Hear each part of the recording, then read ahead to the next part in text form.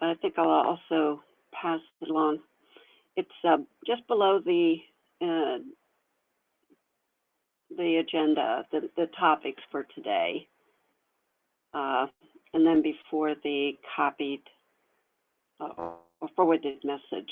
So if you could please help in capturing our notes today. What I'm really hoping to accomplish today is to do some really good idea exchanges on this theme of trusted data. And I've invited Don Sullivan to talk to us about OGC's Emergency Management Domain Working Group, which he is currently either leading or co-leading from NASA Ames. And I know that there's an upcoming disasters concept development workshop that's going to be happening this month of May. And so what I'm really hoping today is that we get some ideas for how to pursue the issues that we discussed last month with trusted data and how we designate trusted data. Right now we're pursuing operational readiness levels and how we designate them for our user community. So before I go any further, just wanted to check if we're on record. That would be very helpful for me. And it looks like we are being recorded. So thank you, Jessica. Oh, sorry, I was on mute just now, but yes, we are recording. Yeah, great. Okay, so I'm going to be taking notes, and if others here could also join in some note taking, I'd like to turn it over to Don. He was going to talk about a recent meeting of the OGC that was probably back in March. And I'm hoping, Don, that you might raise some questions that we might want to pursue. You're certainly welcome to do that. And you might have some strategies that you might share. And if there's any opportunities that we can move forward in this area on collaborations with OGC, I would certainly welcome that. So with that, let me go ahead and turn it over to Don. Alrighty, howdy all. I'm not sure how much I can actually talk about, or how much there is to talk about the Emergency and Disaster Management Working Group. It's been recently joined with the Law Enforcement and Protective Services Group, and we're just now getting it going again. The primary activity that we've been tasked with in the OGC is helping to coordinate the DHS, FGDC, and USGS concept development study and pilot that's going out to look at the gaps. I mean, everybody's aware of the gaps in disaster response from data providers to data users, but the FGDC, Ivan Deloach and Rich Frazier, who were spearheading that, Glenn Gumpel's also very much involved, are trying to get a handle on what the user community sees as the requirements.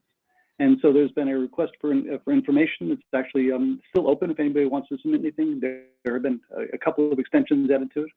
Then there are going to be 3 different workshops, one here on the East Coast, one on the West Coast rather, one on the East Coast of the US, and then one in Europe. It sounds like it's going to be in Geneva. And the EDM group at OGC has been asked to help coordinate and collaborate this and to facilitate efforts that are going on with this disaster cluster here in ESIP and the research data lines. So we've been requested to sort of pull together the different communities and make sure they're all involved in this. This being this concept development study is going to be, again, a series of workshops resulting in probably 3 years of funded pilots to address the issues that have come out of the workshops and the request for information. These pilots will be open to all nations. It's not a U.S. only effort. So we're encouraging we're encouraging people from Asia, from Latin America, from Europe to all take a look at this and coordinate. Phil Berlin, I think, is on the line. Phil, you unmuted? Yeah, I just unmuted. Excellent. I see you registered. I'll see you there. Yeah, looking forward to it. Thank you. That's going to be excellent. So I'm not sure, how much more I could really talk on this. I could talk a little bit about the NASA Disasters Program. I could point out that there is an Inspires, Rosa's Call now for proposals to the NASA Disasters Program. That is unfortunately limited to, well, I don't know about unfortunately, but that is limited to funding of just U.S. citizens and entities. It can have, and typically does have, collaborators that are not funded, both U.S. and foreign. So I would encourage everybody to look at that. To also take a look at the NASA Disasters Program portal. It's disasters.nasa.gov. Get you an idea of some things that we've been doing lately. I would also encourage you looking at what CEOS is doing, and Karen, you're probably very aware of the working groups and disasters there. They have a little bit different focus than ESIP. Where ESIP is facilitating connections. CEOS is really wants to encourage Earth observation input into disaster response. So they're very complementary and efforts that should be looked into too also. And then lastly, and here is a bit of a plug. In GEO, there are regional GEOS's, Group on Earth Observation Systems. There's one in Europe, EuroGEOS. There are two in Asia. There's one in Africa, and there's one in the Americas. AmeriGEOS. The AmeriGEOS has gone through a bit of a reorganization, at least in the disasters community, in that the tracks are now all in Spanish. This has increased the participation from countries like Paraguay and Ecuador and Chile and Argentina considerably. So there's now a much more active community in Mexico. So I would encourage looking at that. That's amerigeos.org. And then if you are considering, let's see, there are two foci here, the two different requests for proposals. One that will come out probably next year from the OGC. That one is going to be gap filling, but the NASA ones, we are moving in response to the Sendai framework and direction we've had from DC to we're moving from response to more resilience and risk reduction. So you should consider emphasizing that in your proposals. Not sure, Karen. I'm not sure how much else you wanted me to talk about here. I mean, all the stuff is available publicly. I could put together a set of links from what I'm talking about right now. But Karen, what would you like from me? Yeah, I wasn't able to capture the various links that you just mentioned. So it would be very helpful if you could send them along in an email. Yeah, I'd be glad to. If you have access to the Google Docs, I do. to add them there. I'm actually logged onto the Google Docs right now. I could put them in there. I also did a presentation in Santiago, Chile at the Latin American Remote Sensing Week just a few weeks ago, and I could send that presentation along too. That has a bit more background and covers a lot of the same things I've just talked about.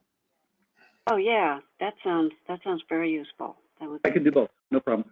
Yeah, because it does sound like you've really got a finger in a number of international activities dealing with disasters. So you mentioned AmeriGEOS. Yes, we do. AmeriGEOS, CEOS, the NASA Disasters Program has responded to greater than 100. I mean, responded as in physically delivering data to over 100 different international incidents around the world. By the way, and this is a real side point, but it's going to affect those of us that deal with disasters. The U.S. federal disaster data acquirers has been NGA for many years now. When there's like an invocation of the charter, they're the ones that do that. Here in the States, they do it. That's moving to the NRO. And I'm not sure how that transition is going to work, and I would expect a bit of disruption. So we need to be aware of that. NRO, what Yeah, National Reconnaissance. Yeah. Mm-hmm. Oh, the U.S. operates the spy satellites. No, it's the U.S. It's the U.S. agency that operates the spy satellites. They're going to be in charge of the charter? No, they're going to be in charge of commercial data buys in response to, well, right now the charter is just one. It's commercial data buys for charter invocations, and then of course for anything that happens inside the U.S. Ah, It's been okay. NGA, now moved over to NRO. That just came out in the past couple of days. All The right. National Reconnaissance Office. They operate Keyhole, you know, the people that read your license plates. Okay. Okay, yeah.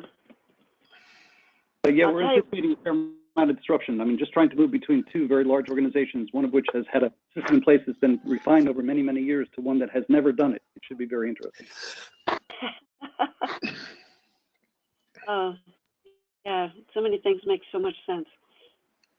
Oh yeah.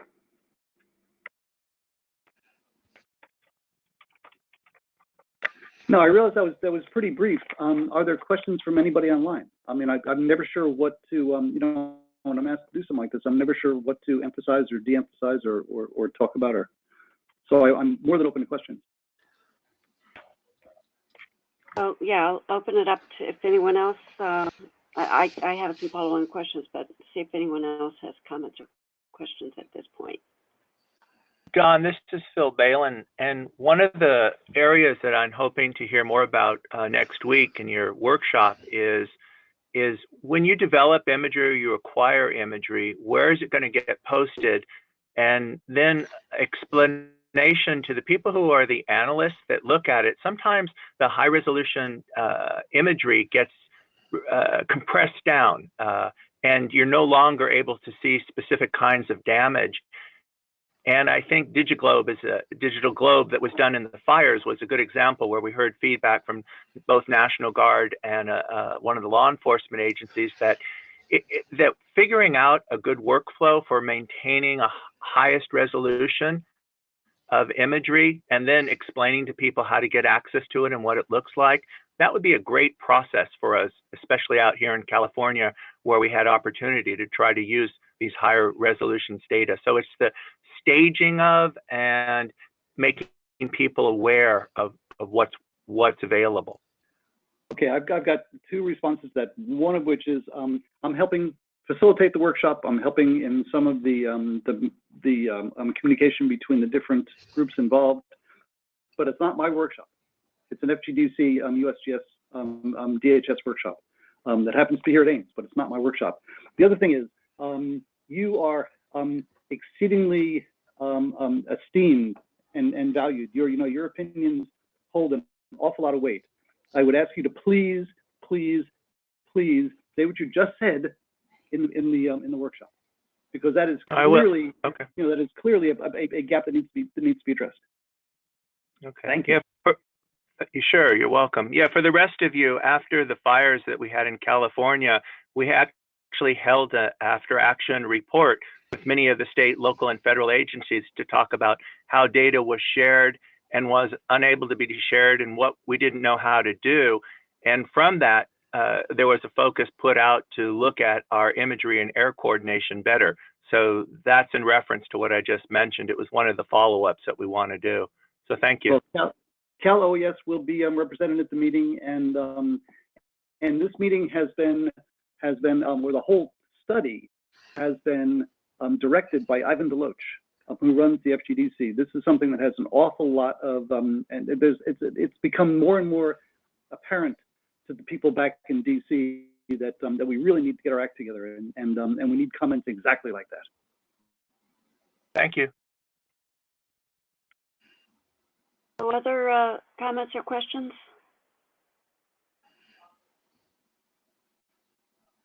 just a note too. This workshop is free. There is no charge at all involved. If anybody's coming that's a foreign national, I do need to know about that. I'll be handling the the visitor requests. That's something that only a NASA employee can do. But I'm doing that too, and it will probably not be WebEx. I've worked with the folks that are running it, and they've decided that having a live WebEx is just not effective for something like that, because we're going to have so many people there that it's just impossible to tell what's going on from somebody online. It will be recorded though. Very good. Yeah, so I mean, one of the things that we've been looking at from the disasters cluster point of view, of course, is the trusted data, which gets to Phil's point about, how do you let people know that, that this data product is not only available, but that it has some kind of a trusted designation, some way of knowing just what this data is and why you can trust it. So that's where we've been focusing the ORL activity, but we've also had in mind the need to come up with this workflow or this processing pipeline, because a lot of these products are not 24/7, but rather products that could be made on demand, sort of like what the charter does. So yeah. I don't know if this is something that's being discussed. I dare say that that the folks on this call and part of your cluster could write the paper that will come out of this. The engineering report that will come out of this. I mean, you are really the people with the expertise. Everything from the satellite to the boots on the ground. ORL is a brilliant concept. It clearly needs to be in there. I'm really excited that you're going to be inputting into this because I think what your group has to offer is phenomenal, and has so many insights. So fun. Well, it'd be great to hear about your. I think your workshop is May 17th. Does that sound right? Yes, 17 and 18. Yes, May 17 and 18. 17 and 18. Half day the 18th. It'd be great to, once the workshop, you said this is the one that would be recorded? Yes, it will be recorded, but and it'll be available to download. I mean, it's not for just internal, but it's going to be big, So why was anybody else that's on this call attending? No, okay, just Phil. Alrighty. Phil, when you have a couple of minutes, I know we both got pretty busy schedules, but when you have a couple of minutes, if we could brainstorm on this a little bit to maximize the input effectivity from the ESIP cluster here, I'd appreciate that. Yeah, I'd be happy to. And I just wanted to make one comment for many of you is that one of the takeaways that we had from our imagery coordination effort was that many emergency managers don't understand how to define and request the kinds of resolution that they're looking for. But what they do know is they know how to describe what they need to be able to see. And I think that some of the products that are created by NASA and others could use a little bit of effort to kind of crosswalk, if you will, what the emergency manager has to choose from when describing what they need in terms of imagery. For example, when they were looking at the fires, they were trying to be able to see the sides of the buildings to see what kind of structural damage or not they could see. So putting more real down-to-earth terms for describing damages and relating that to the kind of imagery that you'll collect, I think that kind of effort would help a lot. Phil, I think the organizers are aware of the nebula of problems without being able to specifically identify them. But they're aware there are a bunch. You've identified some great ones, which again, I'm sorry to sound like a broken wheeler, but I'm so glad you're coming because they really need to hear what you have to say. Okay. Yes, completely. The people. This is a thing we run into all the time with the International Charter and with CIOS.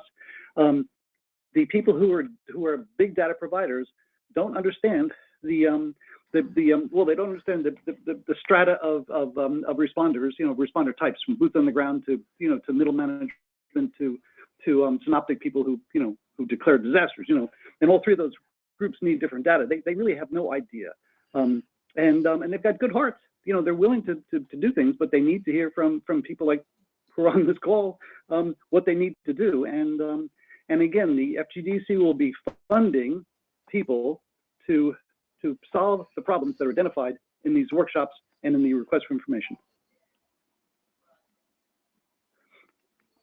And we're going to have, Anne Brzezinski is going to be there from the Earthquake Clearinghouse, Anne. We have folks there from the Navy, Georgia Institute of Technology, humanitarian OpenStreetMap people are going to be there. Bill and Melinda Gates Foundation is going to be there. We're going to have all the right people there, I think. And what we need to do is just stir the stuff up.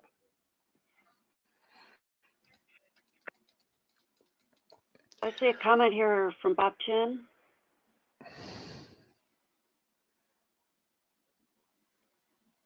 Yes, he's right. He's absolutely right. This is not like a conference. This came in kind of late from FGDC. They want to get something done. They want to get the workshops done this year. Ideally, something like this should be advertised a year ahead of time and put in people's travel budgets. Bob is absolutely right. It's a pain in the ass to try to get to these at the last minute. But they're doing the best they can. Well, Don, the first question I had was just about the written input. Is that being processed separately, or is somebody, taking that into account in the workshop? Because I'm sorry, ask that again, please. I missed the first part. The written input to the call for inputs. Yes, sir. Mm-hmm. We put in like a 10-page submission. But there hasn't been any feedback on what they're doing with that relative to the workshop, or I guess their plan for using it for the RFP. Yeah, my feeling from them, and again, I want to emphasize that this workshop is being run by FGDC. I'm just helping make it happen. My feeling is what they're trying to do is use these as two different types of complementary inputs, not sequential, but complementary, and aggregate them at the end of the workshop to try to at least get an idea of where to go with this. I mentioned the next workshop's going to be in DC. I believe that's going to be less of a technical workshop and more of a high-level one, talking to the movers and shakers in the Capitol. And then the workshop in Geneva, I believe, is going to be technical again. The DC one, they're still working out where it's going to be. The Geneva one is going to be either late July or early September, which doesn't make sense to me either, but whatever. So these are all going to be inputs to a big stew, from which, and probably Ivan Deloach, they'll probably go right to the top. Ivan will probably make the call on which areas he wants as the general focus areas of the RFP. Ivan Deloach is the head of the Federal Geographic Data Committee back in Washington.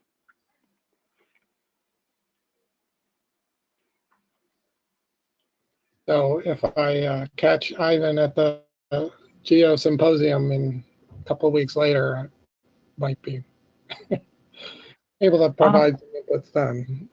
It's hard to add yet another meeting to the mix. Sure, no, understood. Yeah, either Ivan or Rich Frazier, who's really doing the operational work for Ivan. Ivan is a serious mucky muck. Rich or Glenn Gumpel, or what I got from Terry Idle, the guy that's running at the OGC, the guy that's running this, he's ex-NGA, is what the reason they set a submission date for the request for inputs is to try to encourage people to get them in. A lot of people sit on these to the last minute, but I also get the feeling that this is an ongoing process, and you could send additional inputs. You could send in inputs after you get a report back from the workshops. This is not meant to be, and these guys seem to be really really serious about this and just straight ahead. You know, they really want to get an idea of the problem space and listen to some of the proposed solutions from the people who know it best. You know, it's not a closed universe.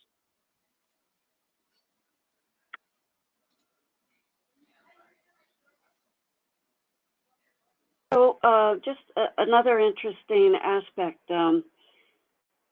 A few of us, Bob Downs, and then Dave Jones and I, Karen, we attended the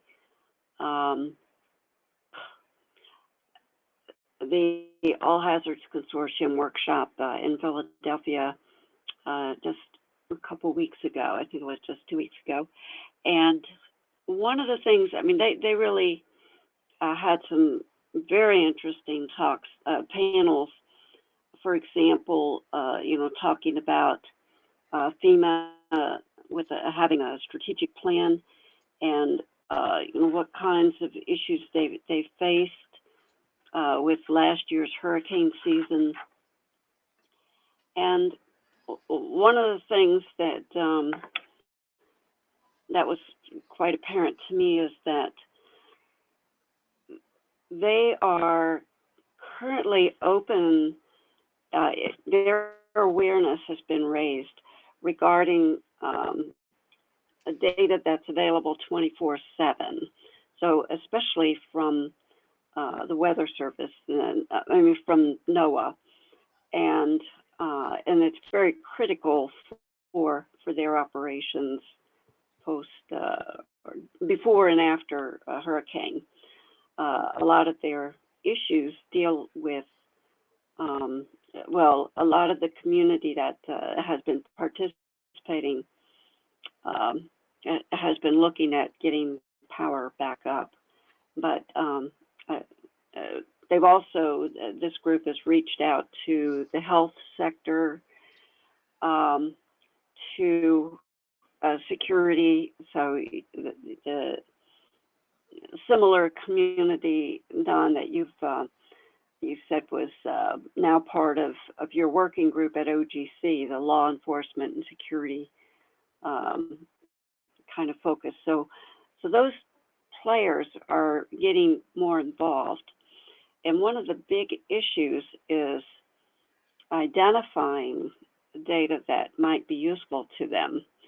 And so we have a process that we are moving along within the All Hazards Consortium for exposing them to new data and integrating it into GeoCollaborate, which was formerly an ESIP tool, but testbed, but primarily is technology development, SBIR development by Dave Jones at Storm Center.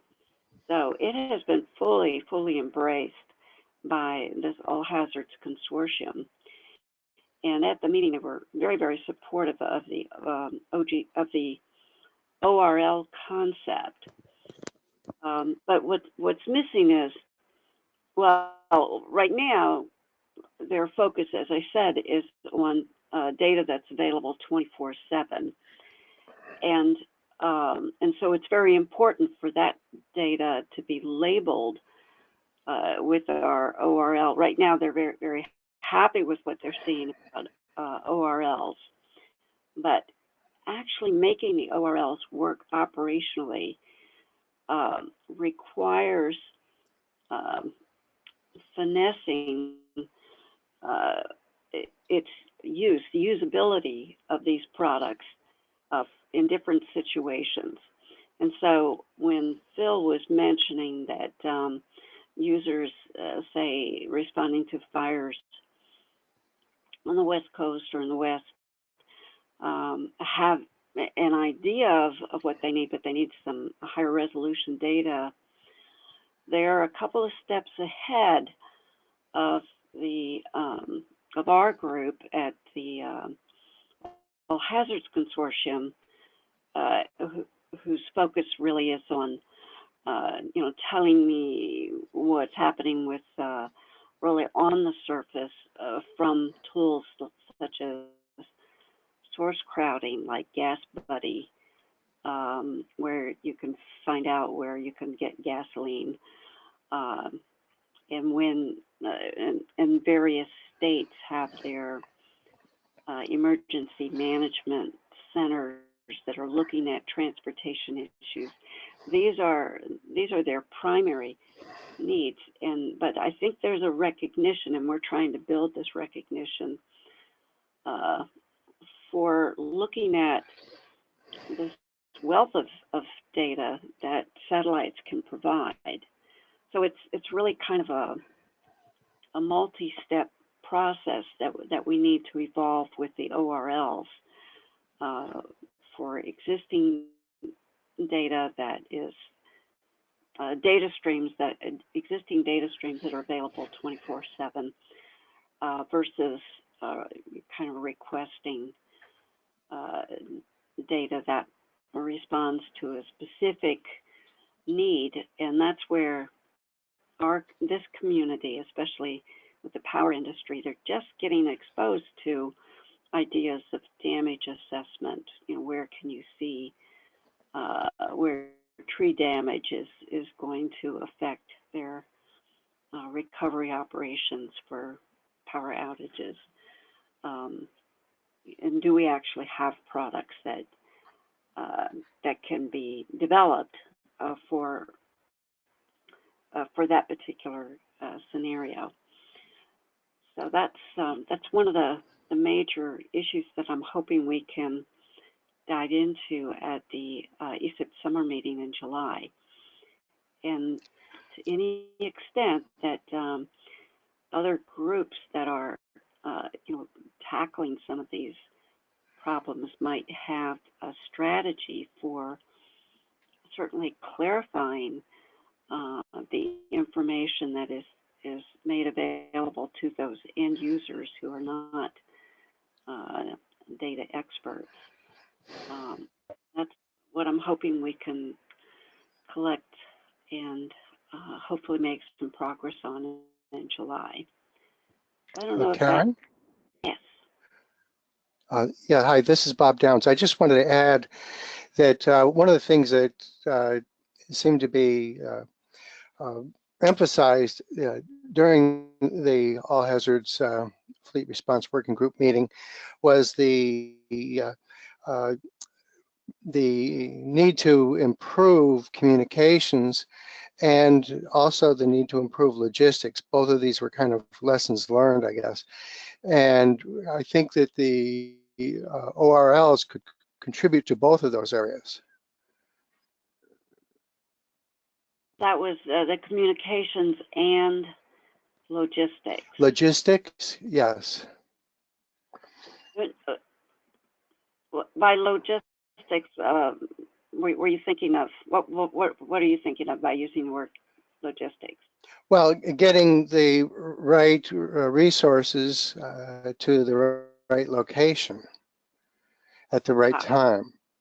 Exactly. Yes, we heard that stated in just those words multiple times. So, very good point.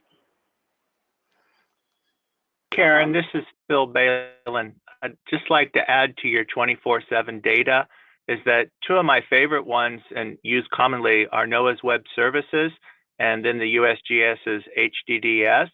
And both groups have at times put on workshops for our California community on how to use the information. I'll point out that the NOAA Web Services of time-dependent data are relatively finicky, and that those support from your group to those and explaining how to use the information and what it can and can't do is really, really helpful. HDDS is really powerful, a great place to store imagery, but folks need to have opportunities to learn about it. So I'll just point out that we want to take advantage of what's already been created, but the support for them to continue to put on workshops and be able to serve out that information is really important to us. So, two points, Phil. What was the USGS service? They have their HDDS site where they store emergency imagery from many different resources, including DoD, and they were used a lot in the fires here in California and probably for your hurricanes too. Okay, yeah. That I believe is also associated with the charter, the It is. USGS HDDS. Okay, good. Well, it's where the charter puts data, but it's not only the charter that puts data there. Yes. Great. And okay, in both of these. Now, when you say that they have these workshops, in what way? What would be the best way that I could leverage that for this community? I think including them in what they did for us out here would participate as a WebEx, so they didn't have to leave their East Coast office to present in the West Coast. That we simply scheduled them in an agenda where we were introducing to our responders what resources the state and federal agencies have, and then they would come on and for 45 minutes or so walk us through what the web services are, how to use them, how they get added, what software they can be used with. Same thing with the USGS, is that Brenda Jones, when she was running that program, she would walk through, you need to get authenticated, but here's how you search for imagery, here's the different forms it can be in. And I think that I want to point out that those great efforts need support by us all, but it works much better for us when we have regular introductions or WebExes from them. And that takes time and resources, but it gets it in front of people, because we pointed out, and you pointed out, that for people, discovering data during an emergency is really a challenge. And the more we can make these data sources easy to use, easy to find, and really pre-staged ahead of time or get authentication ahead of time, the more successful we'll be, I think. Yeah, excellent point. That's really interesting. I might get back to you with some contacts of how we might be able to set something like that up, and then I can propose it to Tom Moran with the All Hazards group. Sure. Great. This is Don. If I could jump in here for a bit, a couple of comments. While this is not my workshop, when I'm the one here at Ames, I am attending, and I am a member of this cluster. So if there's anything I could bring forward, if there are any issues or ideas or driving motivations out of this group, I would be glad to represent the group. So no problem there at all. The second comment would be the OGC has a concept of a shared standard. You could do it a couple different ways. They cooperatively publish standards like with ISO. ISO will give it one number, the OGC will give it another number, they're the same thing. They do that with IEEE, they're going to be doing that with W3C. They could certainly do that with ESIP. I would really recommend that this ORL idea gets pushed up higher. That sort of goes into the next point, and that is I'm going to have the Emergency and Disasters Management Working Group meeting is going to be on the 4th of the next OGC meeting is in Fort Collins, Colorado, 4 through 8 June. And there's going to be the EDM group is going to be meeting at 2:45 to 4:15 Colorado time, so it should be comfortable for you all too. I would welcome a presentation by this group at that meeting. Excellent. So, Don, we have been presenting the ORL, and FEMA is a very active participant within the Fleet Response Working Group. And they have actually gotten very high-level support for the ORL concept. I wish I could be more explicit than that kind of vague comment, but Dave Jones might have a little better insight into it. But they've been very impressed with the potential, and they said, we haven't seen anybody else doing this. So I think that if you could bring the concept to the meeting that's going to be at your home base there, we could provide you with charts. There's also a little video clip of a presentation that Carrie Hicks provided that could be made available. She works for Duke Energy and did really a very good job of explaining from that end user point of view, why the ORL idea is needed, or really it's the call for data that can help their decision-making process. Yeah, I think the concept is going to be familiar to everybody. We all have the same issue. The fact is, you're defining the solution, which is what's so valuable. Great. Well, and yes, I'd be glad to present for this group at the workshop. No problem at all. Great. That's really good. Do you think there's a chance that you could have a WebEx remote presentation to the Fort Collins OGC meeting in June? And would you consider making this a collaborative standard, or what OGC calls a community standard, where you would actually turn over maintenance to the OGC? I'd just like you to consider it. I'd like to get this thing a standard. I'd like to sort of move it onto a standards track rather than, have everybody say it's a great idea and what are we going to do with it? Nice to have it blessed by somebody. Good suggestions.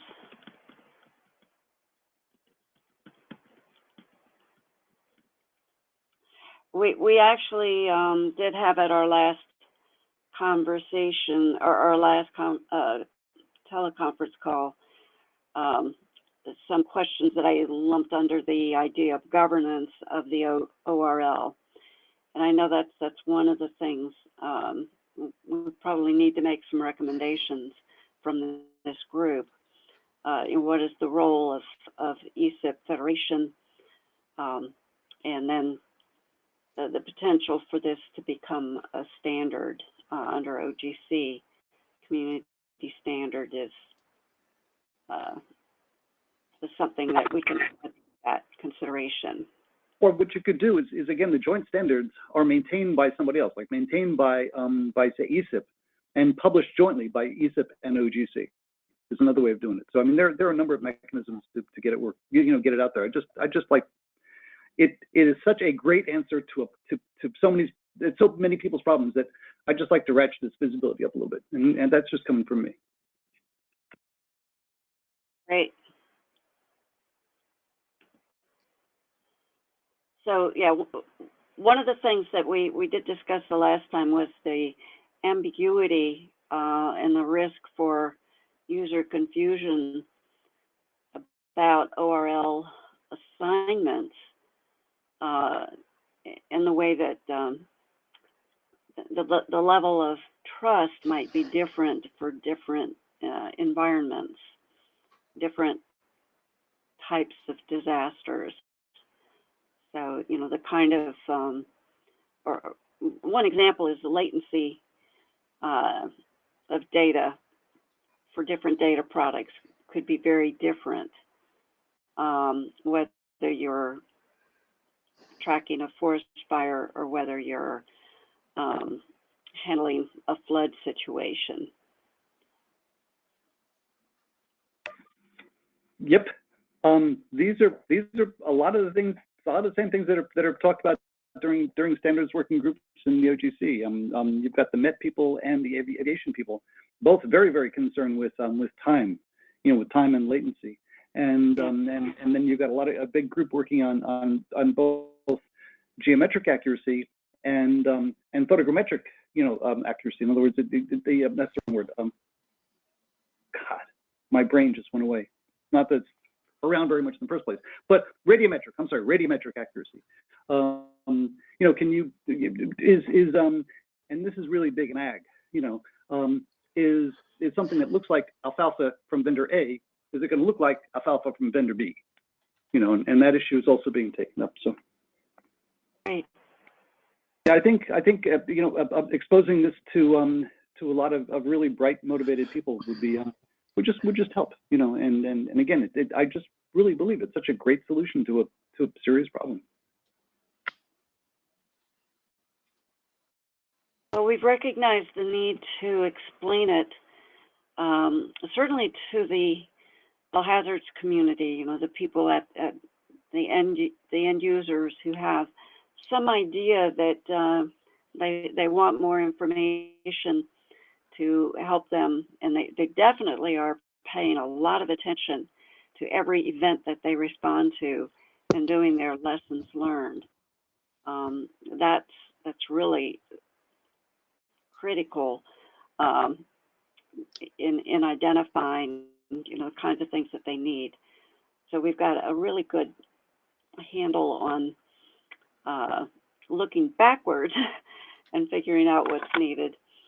But now it's that whole idea of data discovery in advance, so that they have these products as known entities with the ORL designation, so that they can basically access it very, very directly in the midst of the disaster operations.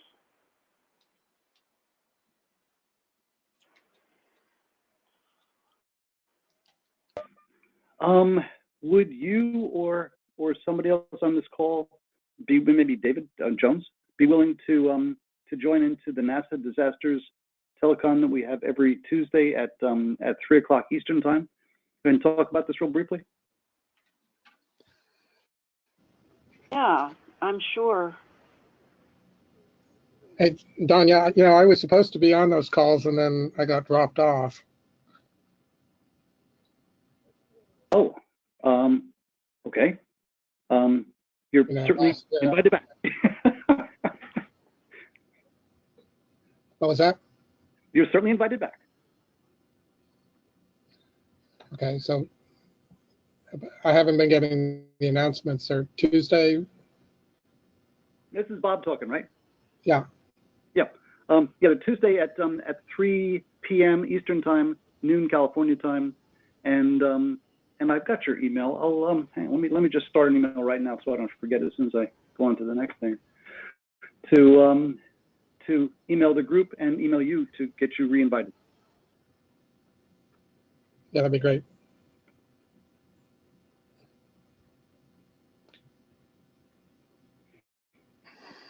Okay, I definitely will talk to Dave. I think it would be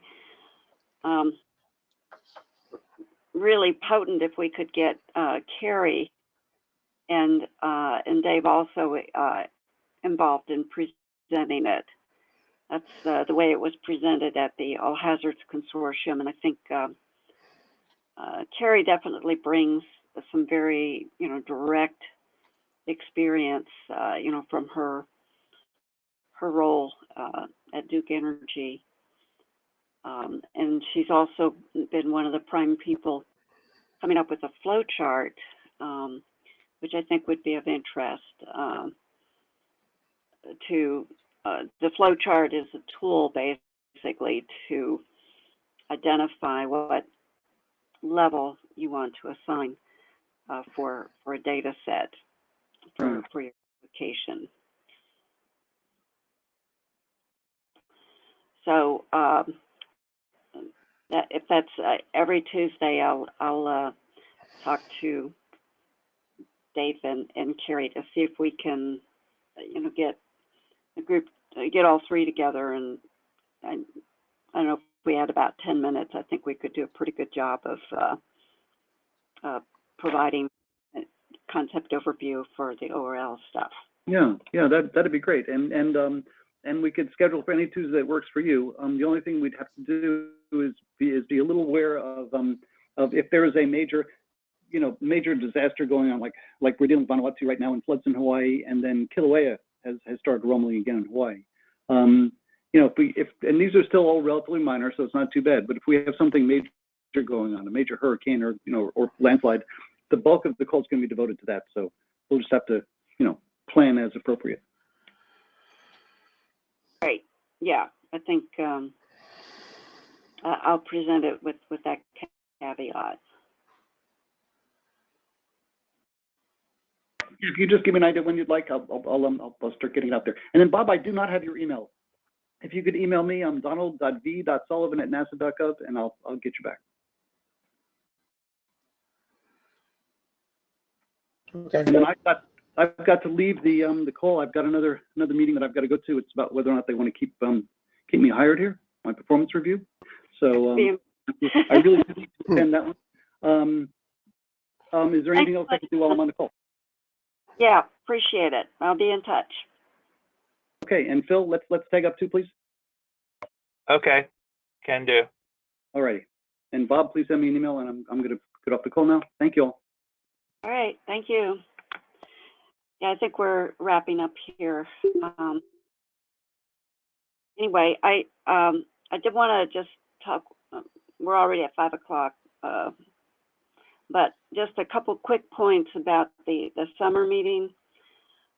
I did reach out to Tom Moran at the All Hazards Consortium to see if he had any contacts of people in the emergency management and field in Tucson or even in Arizona, and he wasn't able to come up with any. So I don't know, Phil, if you have any contacts that might, it's a little further from your home base, but do you have any contacts of people we might try to engage who are already in Tucson for our meeting in July? No, I'm sorry. The Arizona group isn't one I work with too much. I'm really focused on California. Sorry. Right. No problem. I do know that we can work with ESIP Federation staff. Annie Burgess was saying that they've been looking for people to invite and interact with, like they always do for the summer meetings, so that they can kind of feature the host organizations or the host areas' relevant work. So kind of hoping we will be able to bring somebody in at Tucson to join us.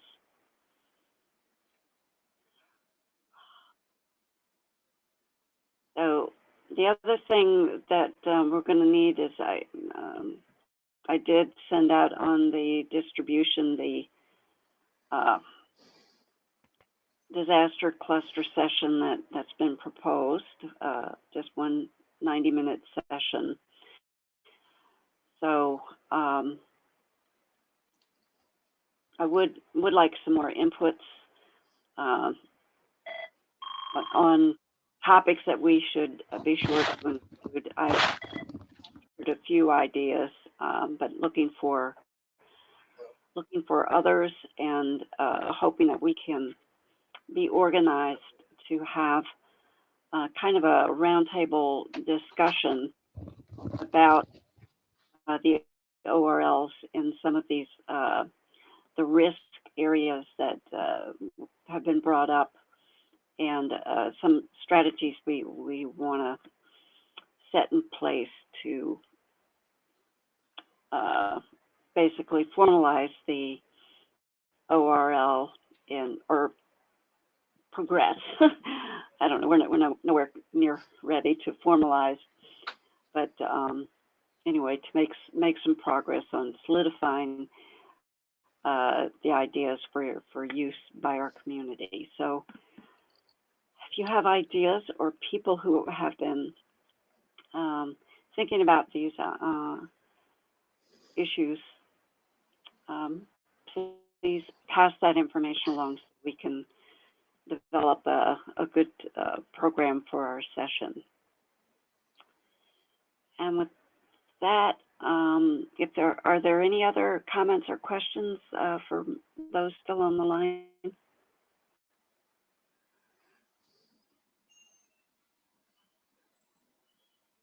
Okay, very good.